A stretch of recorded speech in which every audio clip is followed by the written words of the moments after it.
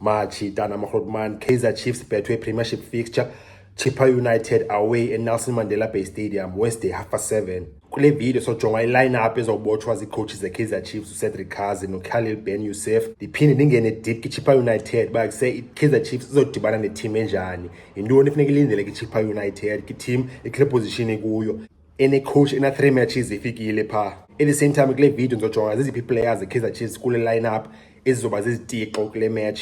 Xa kuphela le video uzovumelana nami uba kuseChippa United izodlala njani apha kule match and izovumelana nge-lineup. If avumelana nge-lineup uzundinike yakho phaa kwi-comments. Singalibali usupport i-channel bafethu, ushaye u-like okanye if yaqala udibana ne-channel ungalahli ngophosa uziwezi grand ushaye usubscribe. Sileqa u-20,000 subscribers bafethu mojo. So i-Kaizer Chiefs amakhosi akwi-position 4 ngoku. So i-Kaizer Chiefs amakhosi akwi-position 4 ngoku. Amajita agqibele kudala udlala iBetway Premiership, aphuma kwi-match ezi-2 ze-CAF Confederation Cup. Kaizer Chiefs yagqibela udlala iBetway Premiership before i-3-week international break. So zikhiphani Kaizer Chiefs ikwi-position 4 ngoku, and depending uba kwenzeka ntoni kwezinye matches Kaizer Chiefs ingasuka from position 4 ikwi-position 3, ibe na-3 points behind i-leaders Orlando Pirates. So kule game Kaizer Chiefs enyanzeleka ihlanganise u-3 points izobopha ipressure kwi-leaders Orlando Pirates and ihlale kulaa race ye-first okanye u-second for the Champions League position next season okanye i-CAF Confederation Cup. Kaizer Chiefs ibalulekile kule season bafethu uba kuse ihlale phaa kula top 3 ngoba kusentoni i-ambition udlala i-African football every season. So kwi-matches ezifana nezi neChippa United 7:30 ngomso Kaizer Chiefs afunekanga idlale nge-points, afunekanga idrop ii-points. Ii-points funeka zidwage ebhakeni, ii-points afunekanga ziwiswe phantsi jo, afunekanga ibe-rice ichithwe esandini. Kaizer Chiefs funeka make sure kwezi games. After 10 games kwi-season noba ungayaphi worldwide, after 10 games ii-team ozibonayo kwi-top 6 top 5 zeza team uzazibona xa kuphela isizini izoba phana. Kule 2 matches i-Kaizer Chiefs idlalileyo kwi-CAF Confed Cup inintsi into esifundileyo ngayo, plus ii-coaches zinintsi into ezifundileyo ngeteam yazo plus nee-players, and which is why kusele lineup izoza nayo apha izoba ngelihlobo izoba ngalo kuba kusezi coaches zifunde a lot about ii-players zabo. And indaba ye-lineup Kaizer Chiefs kwezi matches ii-2 zidlalileyo grand kuse ii-performances zakhona iya-atsho ngoba zilaqazisa. Kaizer Chiefs ibibanda apha kwezi games, yatyiwa 2-1 Al-Masry Egypt, yadrosha 1-1 eZamalek. Kuzo zo-2 wezi games coaches zenze i-lineup ezibhobhisayo bajonga umbhobho lo bazenze i-mistakes kwi-lineup, and kuselo iyenzeka neyiphi na i-coach zonke i-coach all over the world bafethu ziyazenza i-mistakes i-lineups ngoba kuse iwenzekayo ejimini nakwi-planning ayifani newevele yenzeka ebaleni. Kulaa match e-Al-Masry 2 mistakes, ii-wingers kuse u-Ashley Dupré plus noPule Moti yayizi-mistakes. Amajita zangakwazi kuse u-effecta ii-games oma-2 and kuse ayigqibele kudala kwa ustarta ii-games. Yayi-surprise ukuthi sonke lo ibayisela amajita ayastarta. Kwi-match elandelayo against Zamalek uDupré zangastarta nostarta kwi-match eZamalek, lo yajamisa uba yi-mistake.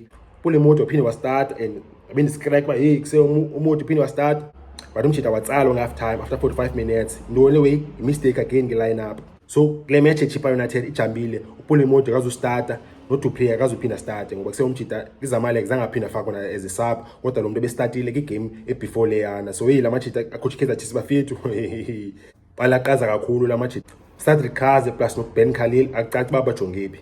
uGustin Serino ngathi uthole ibhadi umjita akaziba available kule match, and then ise-Kaizer Chiefs ayiveli nenyani straight information straight bayisejonga. So Serino ithini accidental injury yakhe uzoba out for isikhathi singakanani, Kaizer Chiefs ayikaveli, and ise-Kaizer Chiefs yenzeka leyo kuMayo. Kaizer Chiefs zange ivele uMayo iyoba out for inyanga ne-2 weeks. Kaizer Chiefs zange ivele kwasekuqaleni, Kaizer Chiefs azange ivele kwasekuqaleni, yathi ba kuseyajonga sisajonga ba kusejonga extent injury kaMayo ithini, zange baphinde bavele uMayo kusewavele wakadlala for inyanga ne-2 weeks ungona azobuya ngoku. So Serino I think bazokwenza way-1 abazovela straight ba kusejonga Serino out for 5 weeks okanye 4 weeks.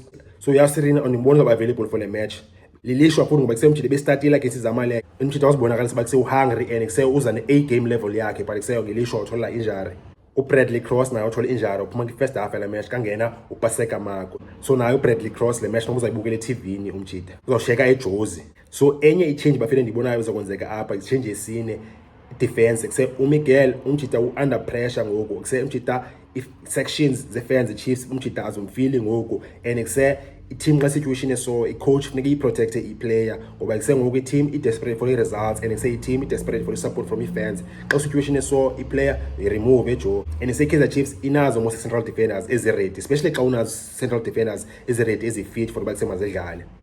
opportunity grand for Given Msimango. Umchita bekhona squad in the past 3 games, so therefore say umchita already kai se Kaizer Chiefs coaches again as coaches ezibafethu player xa ibuya nge-injury se uyiqala kancane uyithi nje 15 minutes 10 minutes amachita khangayenze lo way ebona ngokubanyanzelekile base mawudrope uMiguel jonga kuse Given Msimango bebengakamniki imizuzu umchita una 6 months out and then kuse icoach xa usmart and then xa usmart coach uyazi bakuse jonga player ibuyile key player umchita umhlalise ebenchini 3 games landelelana akasuka ebenchini umchita suppose ba uthole nje kusela feel I feel a match sharpness. Ebona ngoku se umchita akho ready fund 100% izoba i-risk bakuse maka-start against iChippa but kuse uMiguel funeka adrotshiwe so ya 4 changes bafile ndizibonayo nansi line up kuse epalini gloves kaPeterson obviously ne-right back Dylan Solomons umchita useformini left back Paseka Mako injured uBradley Cross then defense change Given Msimango uzostarta noKwinika use-injured Aiden McCarthy kabikho fit and then emqeni izaba ngusibongiseni Mthetho position yakhe leyana and then canga wakhe Kaizer Chiefs ne-central midfielder ine-player entsha ngoku kuse-quality kudala ndatsho kwangoku umchita wasami Kaizer Chiefs bafethu umchita azithola bayojonga nansi iplayer ungajonga timeline nale channel bayisejonga i-reaction yami ku-Kaizer Chiefs kuzisayine uMabowo baseyijonga i-top player lena uMabowo uzibonakalisile i-first start yakhe Kaizer Chiefs against iZamalek bayojonga i-top quality player lena umchita la position yakhe ngokuyithathile thathe opportunity ezinye players bezingayithatha opportunity uyithathile ke nakhe kuseMabowo quality player izoba i-first player ki-starting lineup Kaizer Chiefs ebizwayo ba lebo wanguMabowo then emasayidini asenelevel ebhayi uzostarta umchita ngoba kule moto uchayile ngayo umchita noba ichayile icareer yakhe Chiefs ngoku and then right wing umfuno Vilakazi ophinda thola opportunity umchana number 10 Duduzo Shabalala and the center forward Etiosa Igodaro nansi lineup izobotshwa for Kaizer Chiefs ibambe u3 points against Chippa United so bafethu Kaizer Chiefs intoni ezodibana nayo against Chippa United. Chippa United elwela i-relegation amajita Chippa United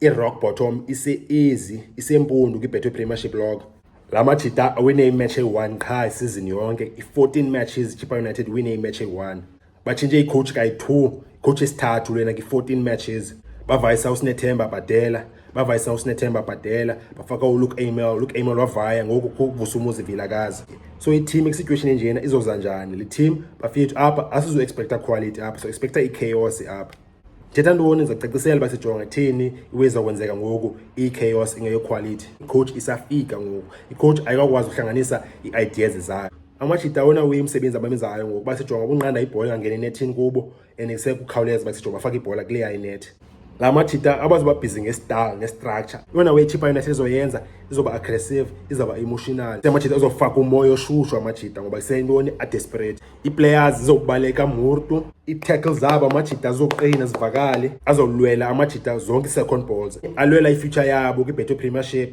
and kuse amachita afuna impressa i-coach and sejonga abe regular bese start apha kule coach if umchita ka start apha kadlali le team ya relegate career yakhe iyachaya umchita whereas if kusejonga umchita uyahlala starting lineup noba ba relegate uyazibonakalisa kwezinye teams so la machita a desperate for a win at the same time umuntu uyadlalela yena for uzibonakalisa so yeah this one city kusejonga kuzoba chaos apha instead of equality. Enye into ezolindelwa basejonga la machita abazoba na style abazoba ne build up ezinde abazoba direct basejonga ibhola bayise front fast ibhola yabo bazama uyifikisa fast ki-striker ibhola kasemasayidini ki-wingers bazama ukucrossa fast early ibhola yabo bazayingxamisa bangenise ki-channels and then obviously defensively amachita azoba ne-deep block okanye mid block ki-first 20 minutes bazonqama bafuna upressa high ki-set pieces ki-corners bazoba dangerous amachita bazofuna la early goal kwenzela bakwazi udefenda i-lead yabo icoach uBusomisi Vilakazi uyayazi leyo sekuyenza leyo mchita usave Richards Bale season that's why Chippa imbambile kuse hireisha yena umchita wayenza leyo against iPirates Orlando Stadium wathola early goal watiqa igate uthola iresult Richards Bale I think alamini futhi ya relegate Cape Town Spurs but kusekuzo zonke eziwe Kaizer Chiefs in advantages kule izokwenzeka izothola ke-Chippa United. Kaizer Chiefs yona umsebenzi efuneka yenzile Kaizer Chiefs number 1 funeka kuse inganqami be patient funeka iziwine i-second balls na kanjani i-second balls sithanga nonke second ball ifana la wiba if Vilakazi when ivele bhayi faka i-cross and then i-defender iChippa ihede la bhola funeke apho la bhola iyakhona i-players eChippa ne-Chiefs zayileqa la bhola and then umuntu uqala wafumana la bhola uyiwinile i-second balls sithanga nge-second balls and sezibalekile i-second balls xa kuye bakho ipasi okanye i-cross okanye i-long ball and then seyahedwa la bhola xa idropa funeka uqala ufike kuyo uyifumane i-second ball ke leyo and then i-Chiefs ne-Chippa zozifayithela ezabhola nakanjani and say-team ifayithe relegation soloko izileqe ezabhola ne-Kaizer Chiefs need to make sure base-Chippa izithole eza-second balls. Kaizer Chiefs enye efuneke yenzile ukuze iwine kule game funeke izame uskora early, ithole early goal ngoba ise-early goal izazikhupha umoya ze-Chippa United zingakwazi phinde zibuye. Kaizer Chiefs funeke imove fast ibhola, i-Chippa United ingakwazi uslow down igame. So xa ndivala bafethu i-team eke-relegation eke-situation eso Chippa United ine-coach entsha tactically ayikho dangerous amajita, but say amajita ane-danger emotionally na mentally. So Kaizer Chiefs nekwazi umanager loyo, Kaizer Chiefs nebe tactically yona. If Kaizer Chiefs icontrola i-tempo ye-game ne-tactics, i-Chippa izophela kuseyishwabana. So nazo bafethu starting lineup se-Kaizer Chiefs bas ne-game plan efuneke ihlanganisile ukuze uthole i-3 points inyuke iku-25 points ibe 3 points behind the leaders. Nithina bafethu thina eze-lineup thina ne-game plan masincona pha i-comments bafethu. Cela ngalibala support channel bafethu, shaya ulike okanye if eqala udibana channel ungaphoswa ziwe ezi-grand, shaya subscribe. Sileqa u-20,000 subscribers bafethu.